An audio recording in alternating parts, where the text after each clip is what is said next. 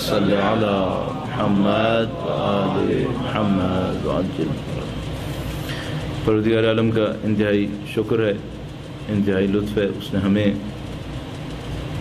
اس دنیا کے اندر وقت کے امام کی معرفت نصیب فرمائی ہے، دین مبین کی شناخت، اس کی پیروی کی سعادت نصیب فرمائی ہے، سید الشہداء کے فرش اعضاء پہ بیٹھنا نصیب فرمایا ہے۔ اللہ کی دی ہوئی ان تمام نعمتوں کا شکر بجا لانے کے لیے، امام وقت کی نظر لطف کو حاصل کرنے کے لیے، جس کے نتیجے میں انشاءاللہ ہماری زندگیاں ان کے راستے پر گزریں، ایک بار پھر درود بھیجے گا محمد وآل محمد، صلی علی محمد وآل محمد وعجل فرج۔ یہ ہمارے لیے بھی بہت خوشی اور فخر کی بات ہے کہ دنیا میں جہاں کہیں مومنین موجود ہیں ان سے ملنے کا موقع ملے، ہم جائیں، مومنین کی اگر کوئی خدمت ہم بھی کر سکیں تو ہم بھی کر سکیں۔ اس سے زیادہ ہمارے لیے خوشی کی بات یہ ہوتی ہے کہ ہم کہیں جائیں اور پہلے سے کچھ دوست احباب ایسے ہوں جو ہماری غیر موجودگی میں کوئی علمی فائدہ حاصل کر چکے ہوں۔ اس سے بڑھ کر انسان کے لیے اور کیا سعادت ہو سکتی ہے؟ انسان کہیں کوئی کام کرے اور کہیں اور مومنین کو کوئی فائدہ پہنچ جائے، اس سے ہمارے لیے بہت زیادہ خوشی ہے۔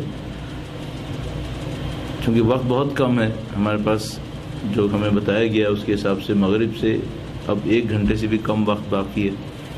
تھوڑا سا انہوں نے کوشچن آنسر کا حصہ بھی رکھا ہوا ہے، چند منٹ ہوگا میرے خیال میں، بس ٹھیک ہے۔ تو چلیے ہمارے پاس ابھی 1 گھنٹہ ٹائم نیٹ باقی ہے چند منٹ کے سوا۔ دیکھیے ہماری ایک عادت ہے کہ ہم جہاں کہیں پہلی دفعہ پڑھنے جاتے ہیں وہاں چند نکات بہت تیزی سے عرض کر دیتے ہیں۔ کہیں پہ اگر 10 دن پڑھنا ہو تو پھر پہلا دن اسی میں لگ جاتا ہے، لیکن اگر کہیں ایک ہی دن یا 2 دن ہو تو بہت تیزی سے میں عرض کر دیا کرتا ہوں۔ تو اس سے پہلے کہ میں اپنے عرائض پیش کروں، وہ چند نکات بہت تیزی سے آپ کی خدمت میں عرض کریں گے۔ درود بھیجے گا محمد وآل محمد، صلی علی محمد وآل محمد وعجل فرجہم۔ حقیقت یہ ہے کہ اس بات پر انسان کو فخر محسوس ہوتا ہے کہ خدا تعالیٰ نے ہمیں ایسے گھرانوں میں پیدا کیا جہاں پیدا ہوتے ہی ابھی ماؤں کی گود میں ہیں اور ہمیں سید الشہداء کا نام سننا نصیب ہو گیا، یا حسین کی آوازیں ہمیں سننا نصیب ہوئیں۔ بچپن سے الحمدللہ رب العالمین ہم اور آپ نے سب نے مجالس سید الشہداء میں شرکت کی۔ تو میرا پہلا نقطہ ہے تقریباً اسی کے حوالے سے ہے، معمولاً ہوا کرتا ہے یہ کہ پہلے ہم لوگ، اگر آپ لوگوں کے ذہن میں ہوگا، پہلے ہم لوگ اپنی والدہ کے ساتھ خواتین کی مجالس میں جایا کرتے تھے، اور کافی عرصے تک اسی طرح چلتا رہتا ہے۔ اس میں خواتین ٹرین بھی کر دیتی ہیں، اور خواتین 1-2 مجلسوں میں نہیں جاتی ہیں، وہ 6 مجالس میں جاتی ہیں۔ آپ کو پتہ ہی ہے، آپ کو یاد ہوگا، ایک گھر سے دوسرے گھر، دوسرے سے تیسرے گھر، تو یہی ہوا کرتا تھا۔ اس کے بعد جب ہم تھوڑے بڑے ہوئے تو پھر انہوں نے کہا کہ بھئی اب آپ لوگوں کو مردانہ مجالس میں جانا چاہیے، تو ہم لوگ مردانہ مجالس میں جانا شروع کر گئے۔ تو خواتین کو معمولاً اس بات کے اوپر بہت پریشانی لگی ہوتی ہے کہ بچے مجلس گئے بھی یا نہیں گئے، ایسا تو نہیں کہ کہیں اور چلے گئے، اور گئے تو انہوں نے جا کے مجلس کو سنا یا نہیں سنا۔ تو کبھی کبھی پوچھا کرتی تھیں کہ بھئی مجلس میں کیا ہوا اور مجلس میں کس طرح سے ہوا، لوگوں کو پسند آئی یا پسند نہیں آئی۔ تو ہم انہیں بتایا کرتے تھے کہ مثلاً بہت پسند آئی، لوگ بہت خوش تھے، بہت تعریف کر رہے تھے۔ کبھی کبھی وہ پوچھ لیا کرتی تھیں کہ مجلس میں مولانا صاحب نے کیا کہا۔ تو میں معمولاً یہ کہتا ہوں کہ وہاں بڑا سخت مرحلہ ہوتا تھا، چونکہ جب ہم لوگ مجلس میں ہوتے تھے تو ہمیں لگ رہا ہوتا تھا کہ سب کو سمجھ میں آ رہا ہے اور ہمیں بھی سمجھ میں آ رہا ہے، لیکن گھر آ کر جب وہ پوچھتی تھیں کیا کہا تھا تو پھر یوں لگتا تھا جیسے پتہ نہیں اس وقت کیا سمجھ میں آ رہا تھا۔ تعریف کرنے میں تو ہم بھی شامل تھے، لیکن گھر میں جب وہ پوچھتی تھیں کہ کیا کہا تھا تو یہ سمجھ میں نہیں آتا تھا کہ واقعاً کیا کہا تھا۔ اچھا، ایک تو اچھی بات یہ تھی کہ وہ اس کا اگلا سوال نہیں کرتی تھیں کہ جو مولانا نے کہا تھا اس پر تم نے عمل کیا، وہ یہ نہیں پوچھتی تھیں۔ اگر وہ یہ پوچھ ڈالتی تو اور معاملہ خراب ہو جاتا۔ تو پھر میں نے بعد میں جب خود مجلس میں پڑھنے کا ارادہ کیا تو میرے ذہن میں یہ بات آئی کہ بہت سارے لوگوں کو 1 گھنٹہ مجلس سننے کے بعد یہ سمجھ میں نہیں آتا کہ کہا کیا۔ تعریفیں تو ہو جاتی ہیں، بہت خوش بھی ہوتے ہیں لوگ، لیکن جس کو ہم لوگ کہتے ہیں سبسٹینشیل چیز کیا تھی، ٹینجیبل، کی جس کے اوپر لوگ عمل کر سکیں، ایسی کوئی چیز ذرا کم ہی ملتی ہے۔ تو پھر مجھے اندازہ یہ ہوا کہ ہم لوگوں کا جو زیادہ تر وقت ہے وہ الفاظ کے اوپر گزر رہا ہے، سبسٹنس کم ہے اس کے اندر، پریکٹیکل سبسٹنس۔ کچھ چیزیں ایسی کہی جا رہی ہیں جو بہت اچھی ہیں، بہت ضروری ہیں، لیکن اس کا تعلق کیا ہے، کس طرح سے ہماری زندگی سے کیسے کنیکٹڈ ہوگا، یہ ہمیں بہت کم پتہ ہے۔ تو ہم نے اپنے لیے طے کیا۔ اچھا، ہمیں ایک اور بات بھی سمجھ میں آئی اس کے ساتھ ہی کہ اس کی بہت ساری علت اور اس کا ریزن ایک یہ ہے کہ ہم لوگ خطابت کے اوپر ضرورت سے زیادہ توجہ دے رہے ہیں۔ اتنی توجہ 50 سال پہلے نہیں دی گئی تھی۔ یہ تقریباً 40-50 سال پہلے کا ایک ٹرینڈ ہے کہ جو اردو مجلس پڑھنے والوں کے اندر آیا تھا اور انگلش والوں میں ابھی ابھی آنا شروع ہوا ہے، خطابت کے اوپر ضرورت سے زیادہ توجہ۔ تو اس کے نتیجے میں یہ ہوا کہ بہت ساری چیزوں میں علم کے معاملے میں کمپرومائز ہوا۔ اور اگر میرے پاس وقت ہوتا تو میں آپ سب لوگوں سے 2-3 سوال پہلے کر لیتا تاکہ جب میں یہ کہوں تو کسی کو مشکل نہ ہو۔ مثلا میں لوگوں سے سوال کرتا ہوں کہ یہ جو لاکھوں اس طرح کے پروگرام ہو رہے ہیں، مجالس ہو رہی ہیں، اس کے نتیجے میں لوگوں کی اخلاقی سطح بہتر ہو رہی ہے یا نہیں ہو رہی ہے؟ تو تقریباً آپ تو یہ تو ظاہر ہے کہ آپ نے فوراً ریفلیکٹ کیا، تقریباً پوری دنیا میں جہاں کہیں بھی ہم جاتے ہیں اور لوگوں سے یہ سوال کرتے ہیں تو سب ایگریڈ اپون ہے کہ اخلاقی سطح بہتر نہیں ہو رہی۔ تقریباً سب کا کہنا یہ ہے کہ اخلاقی حالت گر رہی ہے۔ آیا دلوں کو سکون بڑھ رہا ہے؟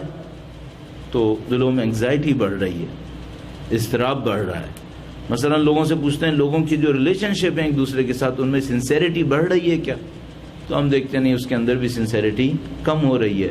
تو پھر ہم یہ پوچھتے ہیں کہ بھئی یہ کیوں ایسا ہو رہا ہے، اور اس کی ایک وجہ یہ ہوتی ہے کہ ہم نے شاید کچھ چیزوں پر اتنی زیادہ امپورٹنس دے دی ہے جن کو امپورٹنس اتنی زیادہ نہیں ملنی چاہیے تھی، اور اس میں کچھ کمپرومائزز ہو گئے اور اس کے نتیجے میں ہم یہاں پہنچ گئے۔ تو بہرحال ہم نے اپنے لیے سوچا کہ بھئی ہم خطابت پہ توجہ نہیں دیں گے، اور ہم یہ کریں گے کہ جو کچھ بھی اہل بیت کی تعلیمات سے ہم نے سیکھا ہے 2-3 پوائنٹس ہر مجلس کے لیے نکالیں گے، سادہ سلیس زبان میں، بغیر اس میں چاشنی لگائے لوگوں کے سامنے بیان کر دیں گے۔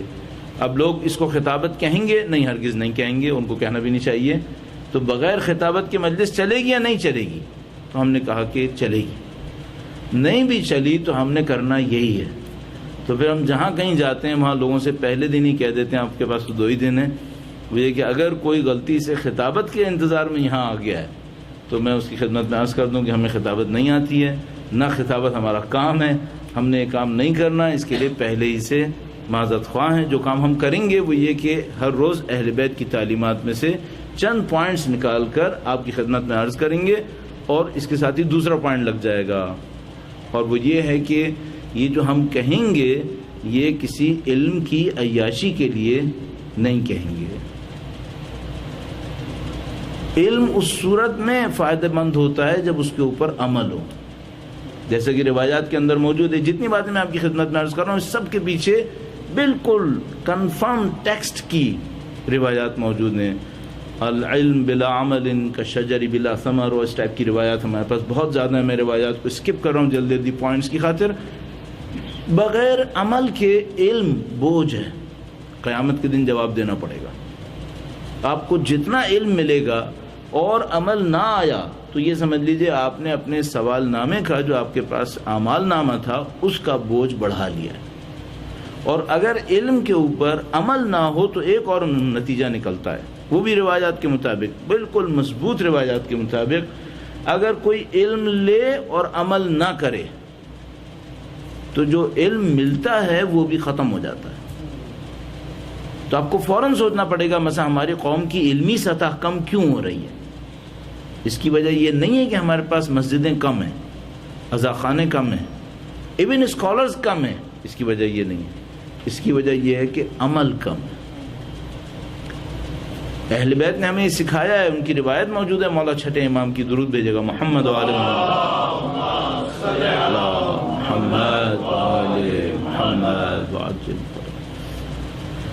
انہوں نے فرمایا کہ جو جانتے ہو اس پر عمل کرو، جو نہیں جانتے وہ خدا سکھا دے گا۔ جو تم جانتے ہو اس پر عمل کرو، جو نہیں جانتے وہ خدا سکھا دے گا۔ اب اس کا مطلب کیا ہے؟ اگر تم جو جانتے ہو اس پر عمل نہیں کرو گے تو جو جانتے ہو وہ بھی ختم ہو جائے گا۔ عمل کرو گے تو علم بھی بڑھے گا، اور اگر عمل نہیں کرو گے تو جو علم تھا وہ بھی ختم ہو جائے گا۔ اس خاطر قوم کی علمی سطح گر رہی ہے، مجلسیں کم نہیں ہو رہی ہیں بحمد اللہ رب العالمین، مجلسیں بہت تیزی سے بڑھ رہی ہیں بحمد اللہ رب العالمین۔ مراکز بھی آپ کو پتہ ہی ہے کہ کیا ہو رہا ہے، بلکہ مراکز تو سینٹرز تو کچھ زیادہ ہی تیزی سے بڑھ رہے ہیں۔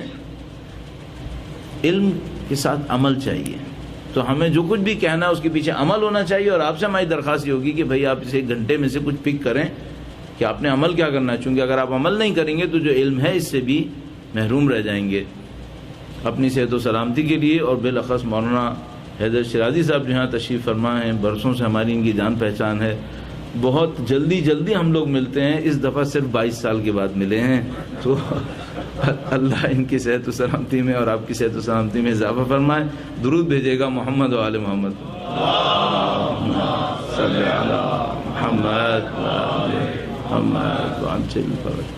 ایک تیسرا پوائنٹ بھی ہے، وہ بھی جلدی سے عرض کروں، ودن 10-15 منٹس یہ مسائل نبٹ جائیں۔ اور تیسرا پوائنٹ یہ ہے کہ ہمارے ملک میں اور ہمارے جیسے ممالک میں اور جو باہر وہاں سے گئے ان میں، اور یہ پوائنٹ بھی بیچ میں لگا دوں بریکٹس کے اندر، کہ بہت سارے لوگ جو ہمارے ملک سے مثال کے طور پر 70s میں گئے، مجھے یوں لگ رہا ہے جیسے وہ 70s کے فریزر میں بیٹھ گئے،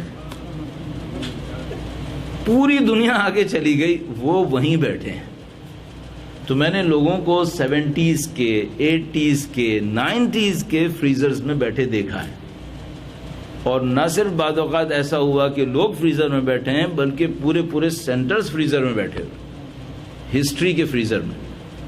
تو میں آپ سے پہلی درخواست یہاں پہ یہ بھی کروں گا کہ برادران محترم اپنے ڈائنامزم کو ختم نہ ہونے دیں، یہ ایک ڈائنامک کمیونٹی ہونی چاہیے۔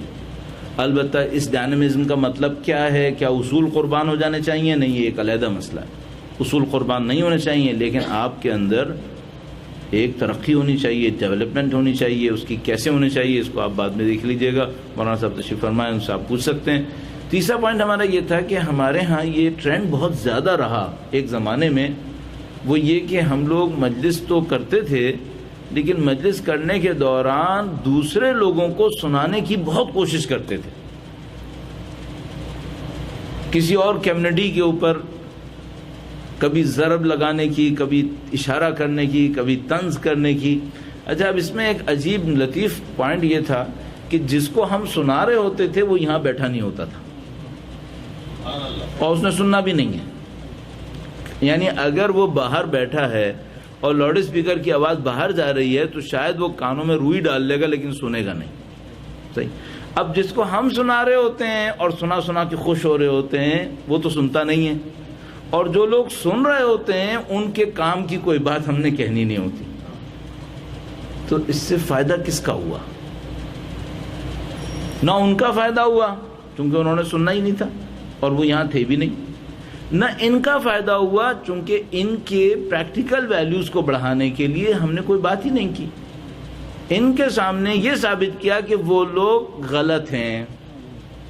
اچھا، ہمارا ایک ٹیسٹ ہے ہماری قوم کا، میں اس کو اس طرح سے کہتا ہوں کہ ہم لوگ خود جنت میں جا کر اتنا خوش نہیں ہوتے جتنا دوسرے کو جہنم میں بھیج کے خوش ہوتے ہیں۔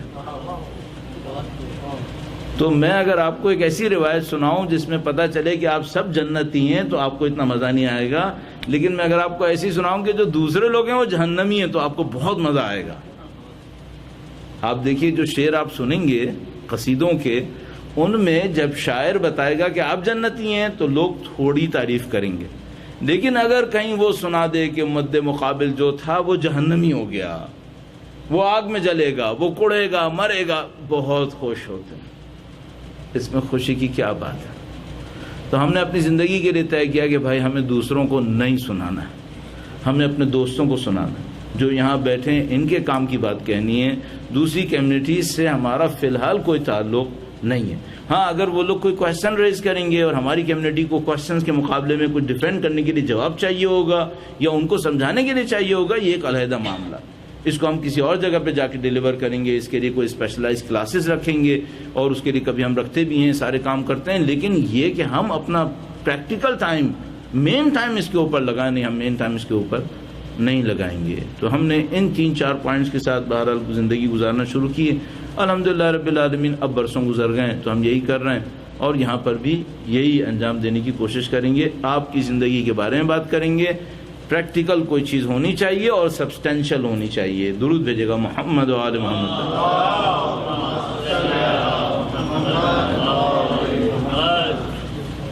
اچھا، ہمارے پاس آنے سے پہلے جو ٹاپک اناؤنس ہوا، یہ وہ ٹاپک تھا جو ہم نے پاکستان سے نکلتے وقت اپنے ذہن کے اندر رکھا تھا، اور ہم نے سوچا کہ اس ٹاپک کے اوپر بات کرنا بہت ضروری ہے. اوور آل جو ٹاپک ہے وہ یہ ہے کہ آپ اپنی پرسنل ڈیولپمنٹ کیسے کریں کہ آپ کی کمیونٹی بھی ڈیولپ ہو جائے. جو اوور آل ٹاپک ہے ہمارے پاس وہ یہ ہے. لیکن یہ ہے کہ ہم ہر جگہ جہاں جاتے ہیں اس کے تقاضوں کو دیکھتے ہوئے، ریکوائرمنٹس کو دیکھتے ہوئے اس کے اندر تھوڑا سا چینج لے کر آتے ہیں. تو میں یہاں پر ایک پوائنٹ سے شروع کرنے کی کوشش کرتا ہوں، اور اللہ سے دعا کرتے ہیں بحق اہل بیت ہمیں ان کے علم سے فائدہ اٹھانے کی سعادت نصیب فرمائے انشاءاللہ. ایک بار پھر درود بھیجے گا محمد و آل محمد، صلی علی محمد و آل محمد وعجل فرجهم. وقت کے امام کے حضور ادائے احترام کے لیے ایک بار پھر درود بھیجے گا محمد و آل محمد، صلی علی محمد و آل محمد وعجل فرجهم. ایک بار پھر درود بھیجے گا محمد و آل محمد، صلی علی محمد و آل محمد وعجل فرجهم. ہمارے پاس جو بہت بنیادی کوشچن ہے وہ یہ ہے کہ آپ جو یہاں پہ تشریف فرما ہیں اور ظاہر ہے کہ ایک کمیونٹی کی صورت میں رہ رہے ہیں، اور ہمیں معلوم ہے کہ آپ کو جو یہاں پہ چیلنجز کا سامنا کرنا پڑتا ہے. بہت سارے چیلنجز وہ ہیں جو پاکستان میں رہنے والوں کے لیے اور دوسری جگہوں پہ رہنے والوں کے لیے وہ چیلنجز نہیں ہیں. اب آپ کی کچھ ایمبیشنز ہیں، آپ کی کچھ خواہشات ہیں. ان خواہشات کو پورا کرنے کے لیے، اور ان خواہشات کو بھی ہم کہنے کی کوشش کریں گے، کیا کرنا ہوگا آپ کو. درود بھیجے گا محمد و آل محمد.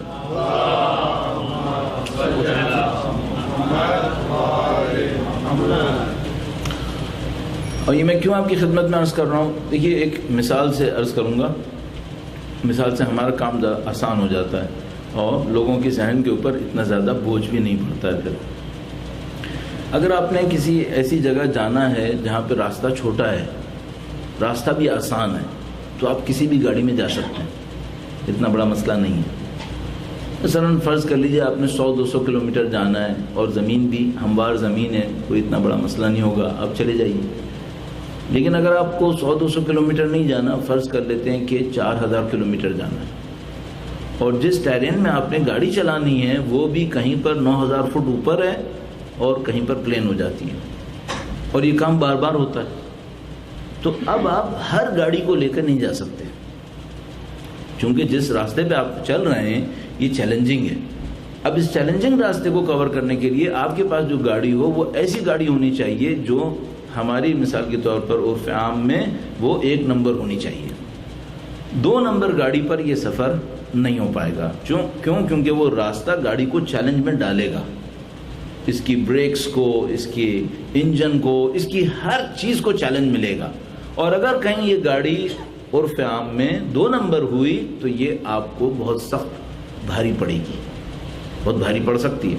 آپ کہیں پہاڑی پہ سے اتر رہے ہوں اور اس کی بریکس فیل ہو گئیں تو آپ کا کیا ہوگا؟ پھر چڑھ رہے ہوں اور اس کا انجن جواب دے گیا تو آپ تو کھڑے ہو جائیں گے، معاملہ خراب ہو جائے گا.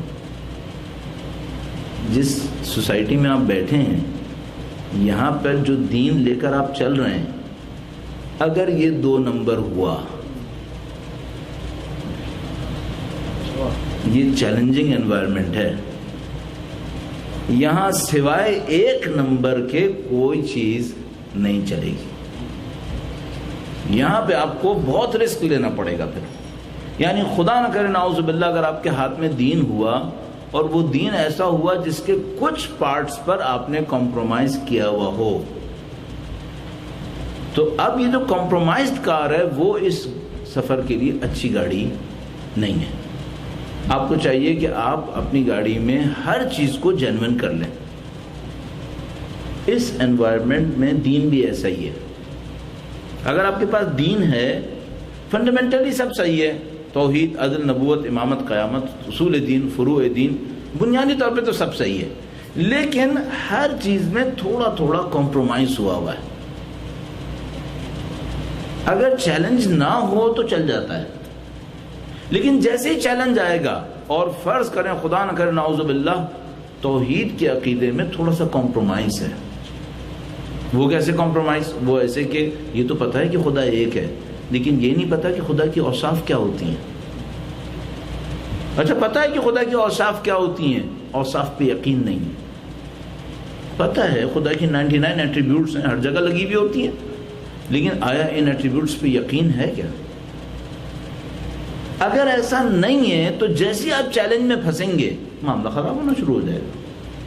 اور ہم سب کو پتہ ہے مولا سید الشہداء نے ہمیں فرمایا، مولا سید الشہداء کے نام پہ درود بھیجے گا، محمد و آل محمد صلی علی محمد و آل محمد. مشہور و معروف قول الناس عبید الدنیا والدین العیق علی السنتہم. لوگ دنیا کے غلام ہیں اور دین ان کی زبان پر گھومنے والا ایک لوتھڑا ہے. امام نے ایک جگہ پہ فرمایا وَإِذَا مُحِسُّوا بِالْبَلَاءِ قَلَّتْ دَيَّانُونَ. اور جب امتحانوں میں پڑھتے ہیں یہ لوگ تو دیندار بہت کم ہوتے ہیں. اب دیکھیں امام نے کیا فرمایا. امام نے فرمایا عام زندگی میں تمہیں پتہ نہیں چلے گا کہ کتنے دیندار ہیں کتنے بے دین ہیں. عام زندگی میں پتہ نہیں چلے گا. کب پتہ چلے گا؟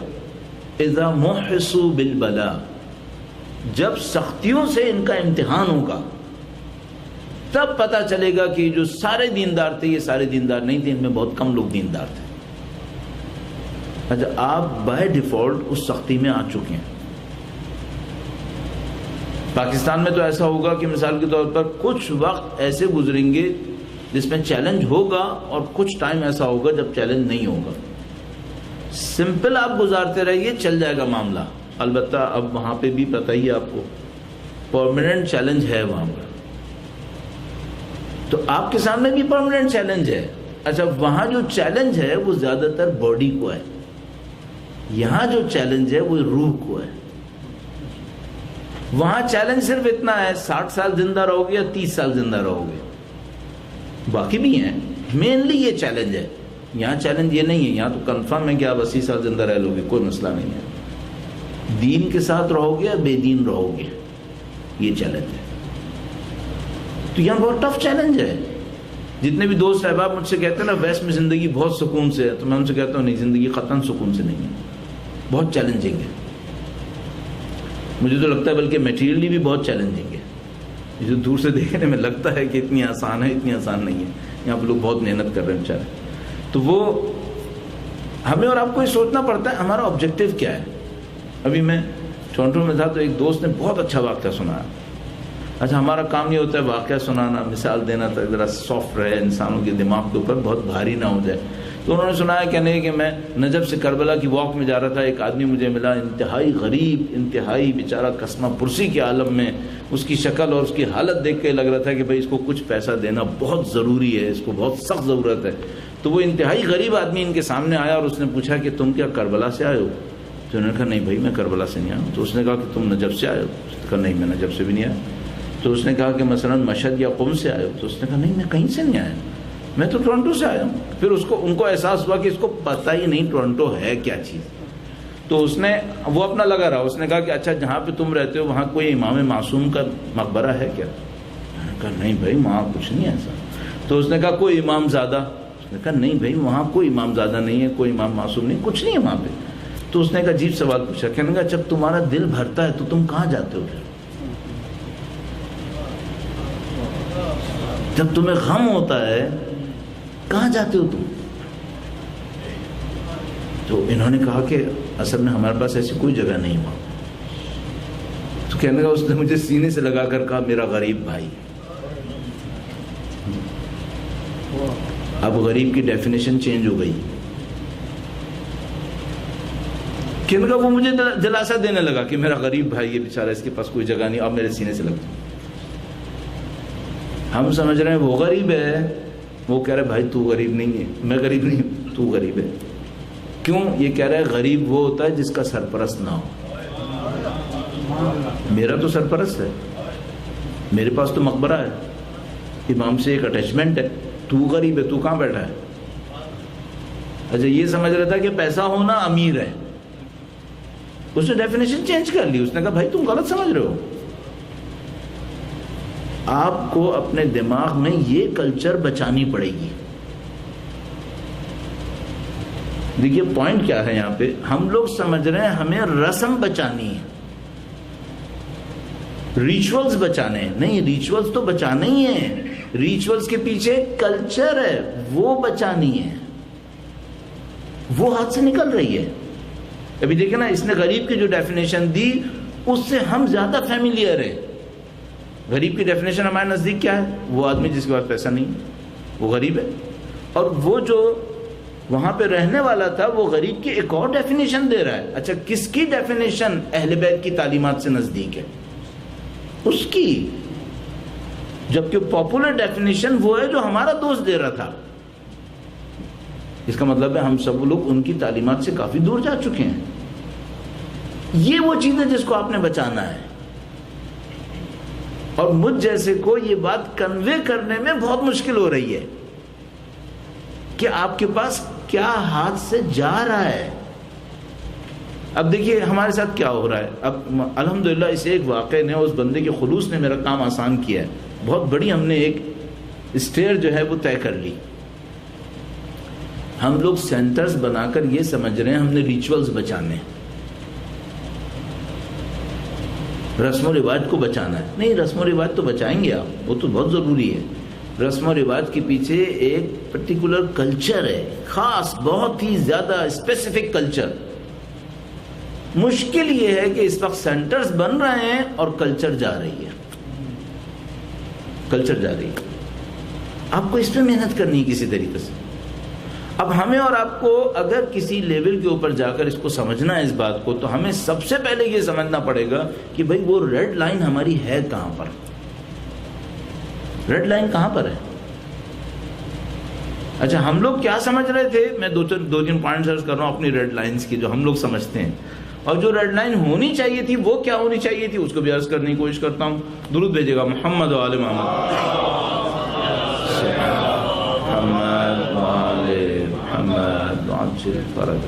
کچھ ایسی چیزیں ہیں جن کا بچنا دونوں کاموں کے لیے بہت ضروری ہے. اب ایک اور سٹیپ ہے، ڈیپتھ ہے، وہ بھی میں عرض کرتا چلوں. یہ جو ویلیوز اگر بچتی ہیں، اگر ویلیوز بچتی ہیں، رسم و رواج نہیں، ریچولز نہیں، ویلیوز، اگر ویلیوز بچتی ہیں تو اس کے پیچھے ایک اور چیز بچ جاتی ہے، اس کو ہم کہتے ہیں آئیڈینٹی، آپ کی اور ہماری شناخت. اگر ریچولز بچیں اور ویلیوز چلی جائیں تو پھر ایک اور مصیبت آتی ہے، آئیڈینٹی ختم ہو جاتی ہے. ہماری آئیڈینٹی ختم ہو جاتی ہے. جیسے آئیڈینٹی ختم ہو جاتی ہے ہمارے اوپر وہ مشہور و معروف اصطلاح ثابت ہو جاتی ہے، ABCD. اس کو ہم لوگ کہتے ہیں فلاں بورن کنفیوزڈ دیسی. تو آپ اس کو CBCD بھی کر سکتے ہیں، کینیڈین بورن کنفیوز دیسی، کچھ بھی کر سکتے ہیں. یہ کنفیوژن آتی کیوں ہے؟ یہ کنفیوژن اس وجہ سے آتی ہے کہ ریچولز تو آگے ہیں لیکن ویلیوز جا چکی ہیں، اور جو آئیڈینٹی ہوتی ہے وہ ریچولز میں نہیں ہوتی. آپ سب قمیص شلوار پہنے رہیں تو مسلمان ہوں گے، پہن لیجیے قمیص شلوار. سب کے سب اردو زبان بولیں، اپنی اپنی مادری زبانیں بولتے رہیں، اس سے ایشور ہو جائے گا کہ کلچر باقی رہ گیا ہے؟ نہیں. سپورٹنگ تو ہے، سپورٹ تو کرے گا یہ، لیکن کنفرم نہیں کرے گا. ویلیوز کو کہیں اور بچانا ہوتا ہے آپ کو. اچھا ہمیں یہ طے کرنا پڑتا ہے کہ بھئی یہ کچھ ریڈ لائنز تو ہم بناتے ہیں کہ بھئی ہمارا بچہ یہ کرے، ہمارا بچہ وہ کرے. یہ سب چیزیں تو بالکل صحیح ہیں، یہ تو ہونا چاہیے، یہ بہت سپورٹ کرتے ہیں. لیکن وہ جو اصلی ریڈ لائنز ہیں وہ ریڈ لائنز ہیں کہاں پر؟ وہ کون سی ریڈ لائن ہے جس کے اوپر ہمیں بہت زیادہ اصرار کرنا پڑے گا کہ بھئی یہ بچنی چاہیے؟ میں آپ کی خدمت میں بہت تیزی سے عرض کر رہا ہوں، اگر میں کہیں اور ہوتا تو اس بات کو کہنے کے لیے اور گراؤنڈ بناتا بھی. لیکن الحمدللہ رب العالمین وقت بھی کم ہے اور اس واقعے نے مدد بھی دی ہے، تو میں اگلے سٹیپ میں انشاءاللہ جانے کی کوشش کرتا ہوں. درود بھیجے گا محمد و آل محمد صلی اللہ محمد. اب تھوڑا سا ایک ہی موضوع پہ زیادہ کنسنٹریشن کرتے ہیں تو ہمارے ویسٹ کے جو لوگ ہوتے ہیں وہ بیچارے تھک جاتے ہیں. مجھے بیچارے کا صحیح استعمال پتہ ہے کہ بیچارہ کون ہوتا ہے. بیچارہ وہ ہوتا ہے جو کنسنٹریٹ نہ کر سکے، پھر یہ سیکھ نہیں پاتا، اور جس کے پاس علم نہیں ہوتا وہ اصلی بیچارہ ہوتا ہے. اور یہ جو بیچارگی ہے اس کو ہم لوگ کہتے ہیں اٹینشن ڈیفیسٹ ڈس آرڈر. یہ ویسٹ میں بہت زیادہ ہے، یہاں زیادہ دیر اٹینشن نہیں دے پاتے. تو اچھا پاکستان ہندوستان میں بھی ایسے ہی ہوتا جا رہا ہے. کیوں؟ کارٹونز بہت زیادہ دیکھتے ہیں، ایک سیکنڈ میں فریم چینج ہوتا رہتا ہے، تو یہ سمجھتے ہیں یہاں پر بھی ہاتھ مار مار کے فریم چینج کرنا چاہیے. تو یہاں فریم چینج نہیں ہوتا، 50 منٹ ایک ہی فریم چلے گا، تو اٹینشن نہیں دے پاتے. اب اس اٹینشن کے ڈس آرڈر کو بچانے کے لیے ہمارے جیسے لوگ کیا کرتے ہیں، کبھی کوئی لطیفہ سناتے ہیں، کبھی کچھ ہنسا دیتے ہیں، کبھی ادھر ادھر سے لاتے ہیں، تو پھر کسی طریقے سے معاملہ چل سکے. اب دیکھیے میں نے بریک ڈالا بیچ میں کہ کہیں آپ کا ذہن نہ تھک جائے، اور پھر دوبارہ ٹاپک پہ واپس آتے ہیں کہ بھئی آپ کون سی ویلیوز بچانا چاہ رہے ہیں. جن ویلیوز کو بچانا چاہ رہے ہیں میں اس سلسلے میں عرض کروں گا. بھئی آپ کے پاس ایک تقسیم ہے، مسلمان ہے، یہودی ہے، عیسائی ہے، ہندو ہے، کیا ہے وہ مذہب کے اندر. ایک تقسیم یہ ہے. مجھے لگا کہ یہ ڈویژن جو ہمارے پاس ہے، مسلمان، ہندو، یہودی، عیسائی، ان سب کے پیچھے ایک اور ڈویژن بھی ہے. ان سب کے پیچھے نہیں بلکہ پیرالل ایک اور ڈویژن بھی ہے. وہ کیا ہے؟ وہ یہ ہے، یہ خدا کا بندہ ہے یا اپنا بندہ ہے. ایک آدمی ہوتا کرسچن ہے لیکن ہوتا بندہ خدا ہے. ایک آدمی ہوتا مسلمان ہے لیکن خدا کا نہیں ہوتا. اچھا اس کے سمبولک ایکسپریشنز کیا ہیں؟ کیونکہ ہمیں ہر چیز کی تہ تک پہنچنے کے لیے کچھ سمبلز کو پکڑنا پڑ جاتا ہے. دیکھیے اگر ایک آدمی آپ سے کہے جو میرا دل چاہے گا میں وہ کروں گا، جو میرا دل چاہے گا میں وہ کروں گا. اب آپ بتا دیجئے یہ مسلمان ہو، یہودی ہو، سکھ ہو، ہندو ہو، کوئی بھی ہو، یہ آدمی اللہ کا بندہ نہیں ہے. یہ کس کا بندہ ہے؟ اپنے من کا بندہ ہے. جو میرا دل چاہے گا میں وہ کروں گا.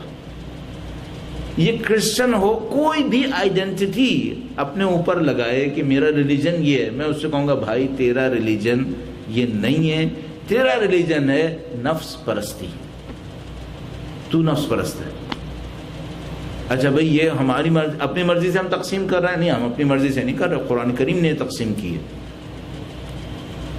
یہ تقسیم خدا کی ہے. خدا نے کہا ارأیت من اتخذ الہہ ہوا، آیا تم نے دیکھا اس شخص کو جس نے اپنے نفس کو اپنا خدا بنا لیا.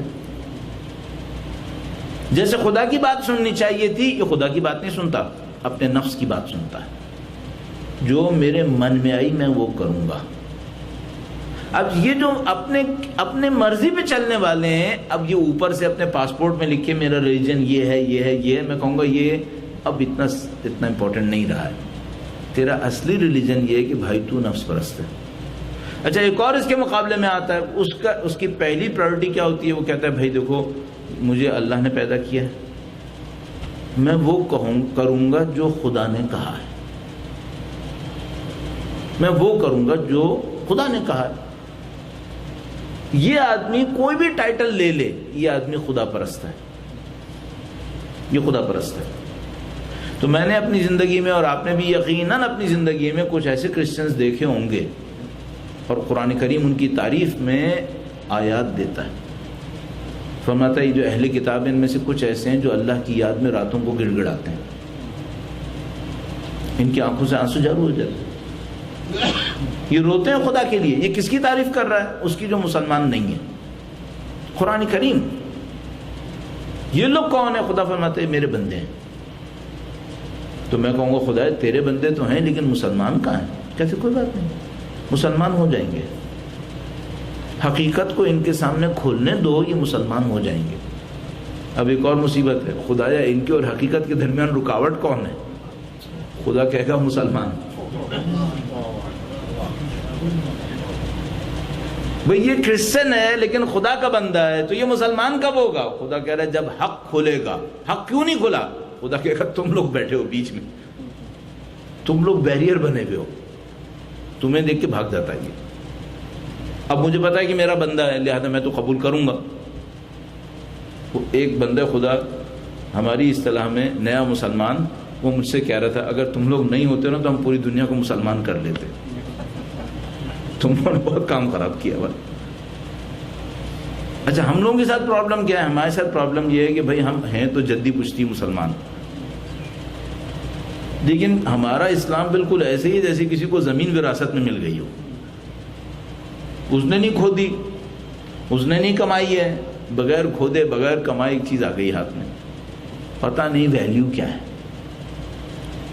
ہمارے ساتھ یہ مسئلہ چل رہا ہے۔ تو ابھی ہم یہ سمجھ میں نہیں آ رہا کہ وہ جو ہماری لائن جس کو ہم نے صحیح کرنا ہے وہ کون سی ہے؟ صاحب وہ پہلی لائن تھی یہی جس کے اوپر میں نے اشارہ کیا، اپنے بندے ہو یا اللہ کے بندے ہو۔ اچھا جتنا ماڈرن ایرا ہے اس سب کی کوالٹیز میں سے ایک کوالٹی ہے کہ یہ انسانوں کو خدا کے علاوہ زندگی سکھاتا ہے، ان کی پوری اسٹرگل، اور یہاں پہ کوئی چیز کوئنسیڈنس نہیں ہے۔ اگر آپ مجھ سے کوئی بھی بات کہنے یہ اتفاقاً ہو گیا، میں کہوں گا نہیں بھائی یہ اتفاقاً نہیں ہوتا ہے، یہ سب سوچ سمجھ کے ہوتا ہے۔ یہاں بکس کون سی ہیں، یہاں پڑھایا کیا جا رہا ہے، اسکولز میں کیا پڑھا رہے ہیں، کالجز میں کیا پڑھا رہے ہیں، یونیورسٹیز میں کیا سکھا رہے ہیں، پروفیشنز کیسے ہیں، انوائرمنٹس کیسے ہیں، سٹی کی کمبینیشنز کیا ہیں، یہ ان میں سے کوئی چیز کوئنسیڈنس نہیں ہے، یہ ایز پر پلان ہے۔ ایز پر پلان ان کی خواہش یہ ہے کہ بھائی ان کی زندگیوں میں خدا نہ ہو۔ کس کی زندگی میں؟ مسلمانوں کی؟ نہیں، مسلمان سے بھی ان کو کوئی غرض نہیں ہے، مسلمان ہو، یہودی ہو، عیسائی ہو، کوئی بھی ہو، خدا نہیں ہونا چاہیے۔ اس وقت دنیا کی ساری آئیڈیولوجیکل کمیونٹیز اس بات پر مصیبت میں پھنس گئی ہیں۔ یہ جو پہلا سب کی پہلی ریڈ لائن عقل مندوں کی، وہ ان کی لینگویج نہیں ہے، ان کے ڈریسز نہیں ہیں۔ پہلی ریڈ لائن یہ ہے اوبیڈینس ٹو اللہ سبحانہ و تعالی، یہ کیسے بچائیں۔ اور جو انہوں نے چیلنج میں ڈالنا ہے، وہ پہلی چیز جو چیلنج میں ڈال رہے ہیں وہ یہ کہ خدا کا بندہ نہ بنے، بس۔ اچھا اگر آپ کو سیکھنا ہے تو کیا سیکھنا ہے؟ اب دیکھیے آپ کو یاد ہو میں نے آپ سے کہا تھا اگر آپ کے پاس جینوین کار نہیں ہوئی تو آپ مصیبت میں پھنسنے والے ہیں۔ اچھا سب سے آسان مصیبت کیا آئے گی؟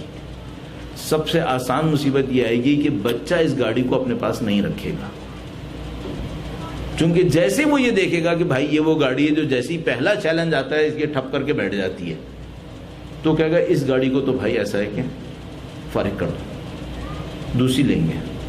کب تک گاڑی کھڑی رہے گی؟ جب تک میں زندہ ہوں، یا ایک اور سادہ لفظ میں بولوں، جب تک میں پاورفل ہوں۔ جب تک میں پاورفل ہوں میرا بچہ کہے گا ابھی تو ان کی چلے گی، تو یہ جو گاڑی کھڑی کرنا چاہیں پارکنگ لاٹ میں کھڑی کر لیں، ذرا یہ یا کمزور پڑے یا فارغ ہو، پھر میں اپنی مرضی کی گاڑی لاؤں گا۔ ریپیٹڈلی یہی ہو رہا ہے، ریپیٹڈلی۔ کیوں؟ اس نے اس گاڑی میں چیلنج لینے کی طاقت نہیں دیکھی، اس کی پروڈکٹیوٹی ثابت نہیں ہو رہی ہے۔ کیوں؟ جینوین نہیں ہے، اس یہ کمپرومائزڈ ہے۔ پہلی چیز جس کو صحیح کریں وہ کیا کریں؟ اوبیڈینس ٹو اللہ سبحانہ و تعالی۔ اچھا یہ کیسے آتی ہے؟ بہت ہی آسان ہے، جس نے کرنا ہو اس کے لیے بہت ہی آسان ہے۔ وہ کیا کرے؟ اپنے ہر کام میں ایک سوال کر لے، خدا نے ایسے چاہا تھا کہ میں یہ کروں، خدا نے یہ چاہا تھا کہ میں یہ کروں۔ اب میں اس کی ایک دو مثالیں آپ کی خدمت میں عرض کر دوں۔ بہت سمپل فارمولہ ہے، یہ انتہائی سمپل ہے، اس میں نہ کچھ پڑھنے کی ضرورت پڑتی ہے نہ کچھ کرنے کی ضرورت پڑتی ہے، ایک سوال کرنا ہوتا ہے۔ میں آپ کی خدمت میں عرض کرتا ہوں، درود بھیجیے گا محمد و آل محمد۔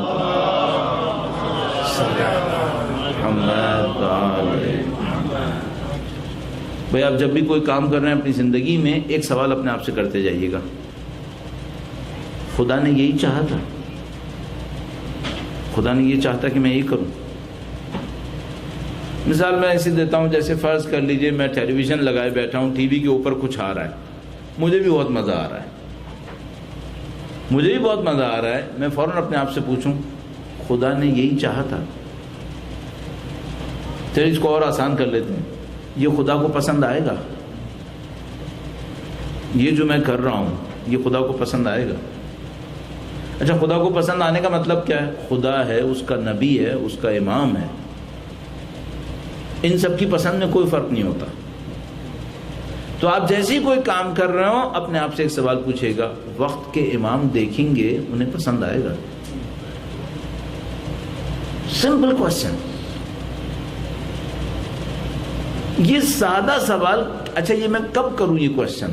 جب شادی کر رہا ہوں زندگی میں ایک ہی دفعہ کروں گا۔ آج کل تو اتنے بہادر لوگ نہیں مل رہے، ایک دفعہ جب شادی کر رہا ہوں تب یہ پوچھوں یہ پسند آئے گا؟ نہیں، یہ آپ کو ہر وقت پوچھنا ہے۔ تو میں نے اسی لیے آپ کو ٹیلی ویژن دیکھنے کی مثال دی۔ آپ ٹیلی ویژن دیکھ رہے ہیں، اپنے آپ سے پوچھیں میں یہ دیکھ رہا ہوں، امام مجھے دیکھ رہے ہیں، ان کو پسند آئے گا کہ میں یہ کر رہا ہوں؟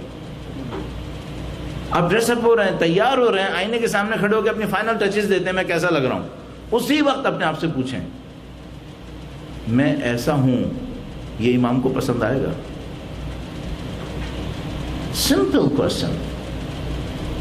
چاہے ہمارے بھائی ہوں، چاہے ہماری بہنیں ہوں، آپ ہوں یا وہ ہماری بہنیں جو پیچھے، جب بھی اپنے آپ کو دیکھنا ہے اپنے آپ سے ایک سوال پوچھیں میں جیسا بھی ہوں امام کو پسند آئے گا؟ اچھا میں اپنے آپ سے بھی کچھ چیزیں چھپا لوں گا، امام سے کچھ نہیں چھپا سکوں گا۔ میری کمائی کیسی ہے، میرے خرچے کیسے ہیں، میں کہاں سے کھاتا ہوں، میں کہاں سے کماتا ہوں، یہ سب امام کو پتا ہے۔ اپنے آپ سے ایک سادہ سوال پوچھوں، جو میں ہوں امام کو پسند آئے گا؟ آپ اپنے آپ سے یہ پوچھتے رہیے، اور یہ وہ کوشچن ہے جو آپ کی زندگی تبدیل کر سکتا ہے۔ اچھا اب اس میں کیا ہوتا ہے، ہم لوگوں کے ساتھ ایک بہت بڑی مشکل ہے، میں آپ کی خدمت میں عرض کرتا ہوں جلدی سے، وقت بہت ہی کم ہے، درود بھیجے گا محمد و آل محمد، صلی علی محمد و آل محمد وعجل فرج۔ انسان کی زندگی میں بہت سارے نشے ہوتے ہیں، کچھ نشے جائز بھی ہوتے ہیں، کچھ نشے ایسے ہوتے ہیں جن کو پکڑنا بہت مشکل ہوتا ہے کہ یہ بھی کوئی نشہ ہے۔ مثلا جس آدمی کو طاقت کا نشہ ہوتا ہے وہ پکڑ پاتا ہے کہ مجھے طاقت کا نشہ ہے؟ نہیں۔ اسی طرح ایک اور نشہ ہوتا ہے، اس کو ہم کہتے ہیں روٹین کا نشہ۔ روٹین کا نشہ ہے، یہ روٹین کا نشہ کیا ہوتا ہے؟ روٹین کا نشہ یہ ہوتا ہے کہ ایک کام میں ہر روز کر رہا ہوں، غلط ہو یا صحیح، میرے دماغ سے نکل جاتا ہے کہ یہ کیا کر رہا ہوں، چونکہ ہر روز کر رہا ہوں میں کر رہا ہوں، گویا میں ایک ایسے نشے میں چلا جاتا ہوں کہ اپنے دماغ سے یہ کوشچن کرنا بند کر دیتا ہوں کہ میں کیوں کر رہا ہوں، یہ جو کر رہا ہوں یہ صحیح بھی ہے یا غلط ہے۔ اچھا جو روٹین کا نشہ ہے یہ انوائرمنٹ کے نشے سے بھی آتا ہے، ماحول کے نشے سے بھی آتا ہے۔ وہ کیسے؟ سب کر رہے ہیں میں بھی کر رہا ہوں، اور میں ہر روز کر رہا ہوں، نہ سب کے کیے پہ سوال کرتا ہوں نہ اپنے ہر روز کرنے پہ سوال کرتا ہوں۔ سب کر رہے ہیں میں بھی کروں گا، ہر روز کرتا ہوں آج بھی کروں گا، دونوں نشے ہیں۔ ان دونوں نشے کا توڑ کیا ہے؟ کوشچن۔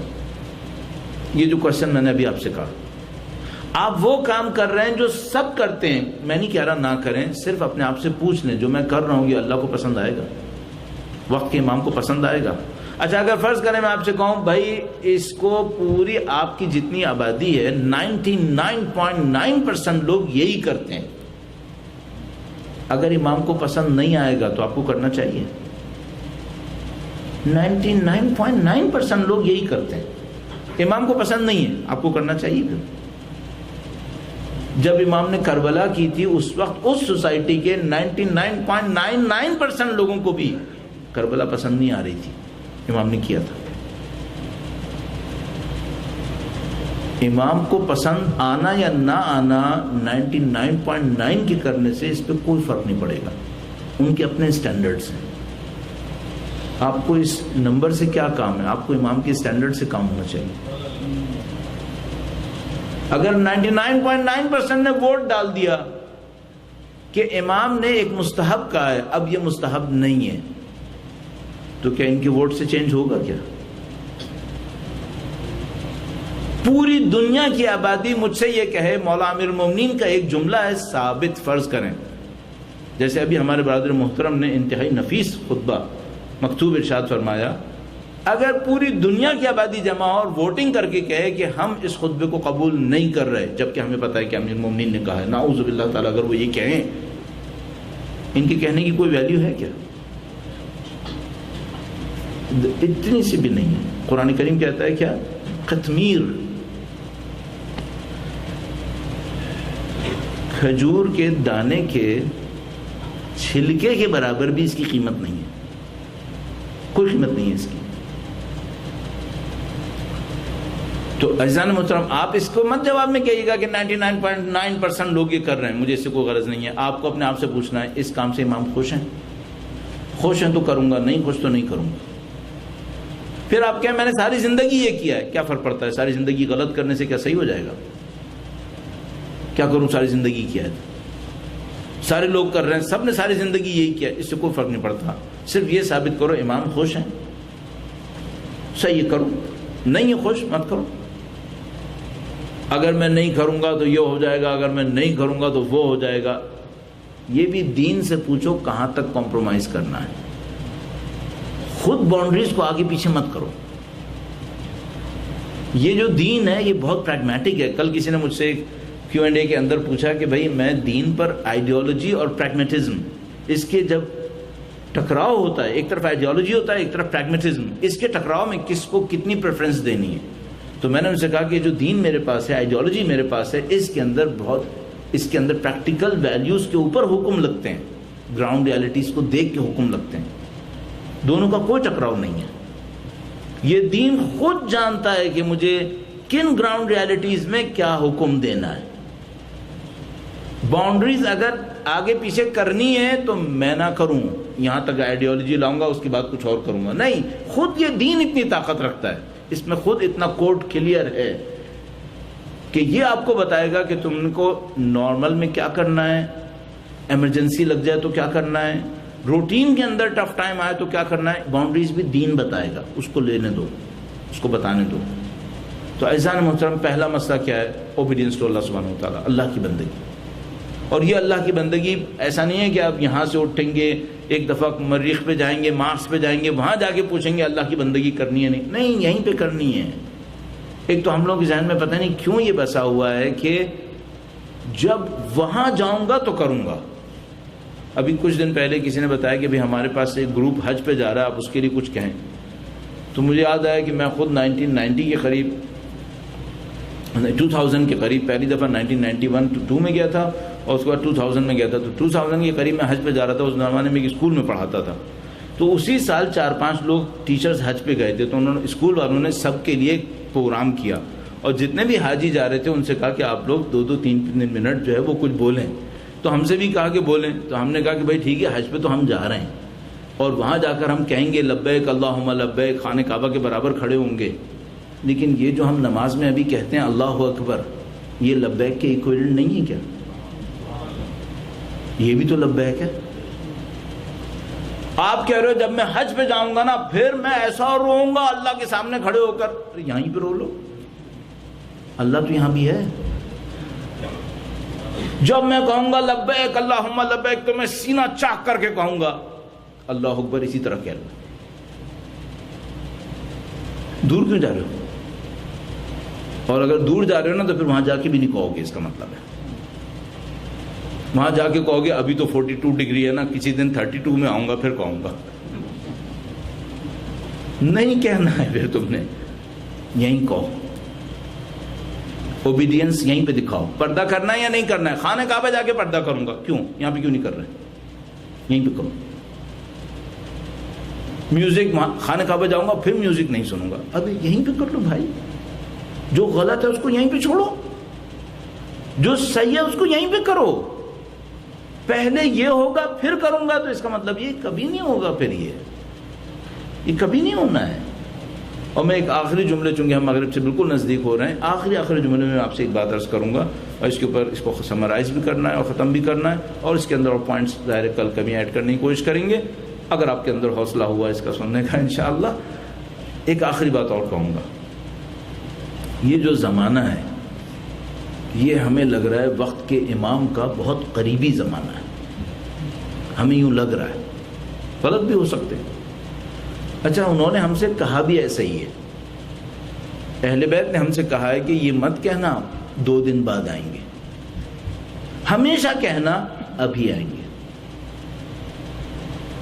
ایک کام کر لیجئے، ویسے تو کل آپ کا ورکنگ ڈے، آپ کے پاس سوچنے سمجھنے کا بھی ٹائم نہیں ہوگا، ویسٹ میں رہنے والوں کو بیچاروں کو سوچنے سمجھنے کا بھی ٹائم نہیں ہوتا بیچارے۔ ایک کام کر لیجئے گا، 2-4 منٹ نکال کر اپنے آپ سے ایک سوال کیجئے گا، بہت سمپل کویسچن۔ میں جانتا ہوں میں کیا ہوں، میں کون ہوں، کس کا کھایا ہے، کہاں سے لایا ہوں، کہاں میں نے دیا ہے، سب مجھے پتا ہے، پیسے بھی، عادتیں بھی، خصلتیں بھی، جو بھی میرا کیریکٹر ہے، سب کچھ مجھے پتا ہے میں کون ہوں۔ اپنے آپ سے کہیے گا، امام کے لشکر کا سپاہی بننے کے لیے میرا جیسا ایلیجیبل ہے؟ میرا جیسا آدمی ان کے لشکر میں ایک پارٹ بنے، میں ایلیجیبل ہوں اس کا؟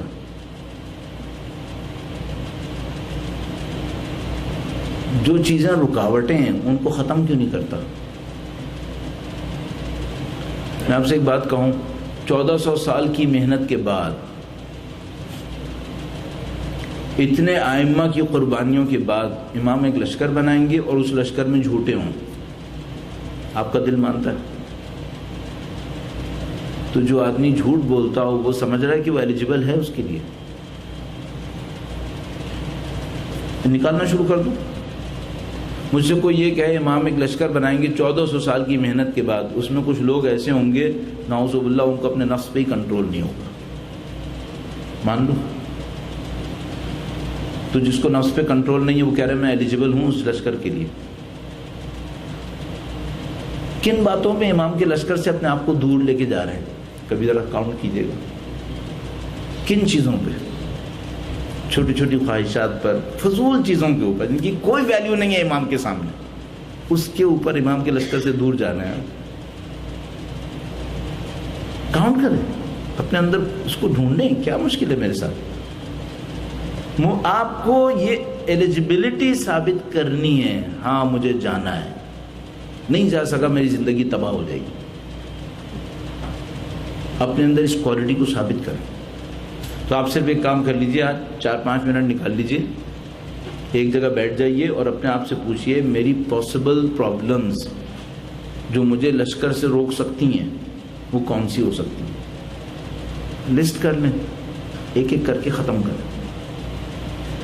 اور زندگی کا کوئی بھروسہ نہیں، آج رات ہی نہ رہا دنیا میں، پھر کل ہی امام آ گئے، اور میں کل بھی کیوں کہوں، آج کہوں، ابھی آئیں۔ کتنے فیصد پاسبلٹی ہے کہ میں امام کے لشکر میں جانے والا ہوں؟ اور رکاوٹیں کیا ہیں؟ میں بعض اوقات یہ سوچتا ہوں رکاوٹیں بہت ہی فضول چیزیں ہیں، چھوٹی چھوٹی چیزیں ہیں، بہت فضول ہیں، ان کی کوئی ویلیو نہیں ہے۔ یہ رکاوٹ بن رہی ہو، اس کو دور کرنا ہے آپ نے، اور پریکٹیکل لائف میں رہیے، گراؤنڈ ریالٹی کو، اپنی گراؤنڈ ریالٹی کو سب سے پہلے فیل کرنے کی کوشش کریں، آپ کہاں کھڑے ہیں۔ اگر آپ یہ کام کر گئے، اس سے آپ کی انڈیویجول سکسیس بھی ہے، اسی میں آپ کی کمیونٹی کی سکسیس بھی ہے، اور اسی میں آپ کی ڈیولپمنٹ بھی ہے، پھر آپ کا میسج دوسروں کو پہنچے گا۔ وہ سارے اسٹیپس جو کبھی انشاءاللہ موقع ملے تو آپ کی خدمت میں عرض کریں گے۔ اللہ سے دعا کرتے ہیں، مولانا صاحب ہوتے ہیں، مولانا صاحب سے ریکویسٹ کرتا ہوں میں کہ وہ دعا فرمائیں، لیکن مغرب کا وقت نزدیک ہے، اچھا ہے، دعاؤں کی قبولیت کا وقت ہوتا ہے، خدا تعالیٰ سے دعا کرتے ہیں پاک پروردگار اس قلیل کو اپنی بارگاہ میں قبول فرما۔ اے پاک پروردگار تجھے واسطہ محمد و آل محمد کا، قرآن و اہل بیت کا واسطہ، ان کی نورانیت سے ہمارے دلوں کو منور فرما۔ اے پاک پروردگار تجھے واسطہ قرآن و اہل بیت کا، پرچم اہل بیت کو دنیا کے کونے کونے تک پہنچانے کی طاقت نصیب فرما۔ اے پاک پروردگار تجھے واسطہ اہل بیت اطہار سلام اللہ علیہم اجمعین کی قربانیوں کا سید و سردار مولا اور آقا امام آخر الزماں کے ظہور میں تعجیل فرما، ہمیں ہماری اولادوں کو ان کے جانثاروں میں قرار فرما، ہماری زندگیوں کا اختتام ان کی نصرت کی راہ میں شہادت قرار فرما۔ ربنا تقبل منا انك انت السميع العليم بجاہ محمد و آلہ الطاہرین۔ درود بھیجیں محمد و آلہ محمد۔